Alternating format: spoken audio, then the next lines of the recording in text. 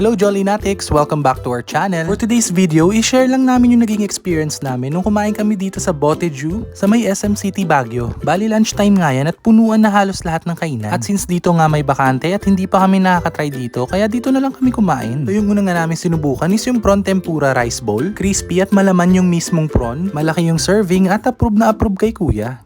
Next naman is yung kanilang pork tonkotsu ramen. Maganda yung texture at ang firm ng noodles. Smoky at malasa rin yung char suey pork. Pero pagdating sa mismong broth, medyo nakulangan lang kami given at its price point. But still, nagustuhan pa rin ng mga bata lalo na si Bunso. And para sa amin nga mag-asawa, basta approve at magustuhan ng mga bata, tapos lang usapan. Next is yung kanilang pork tonkatsu cutlet with egg toishoku.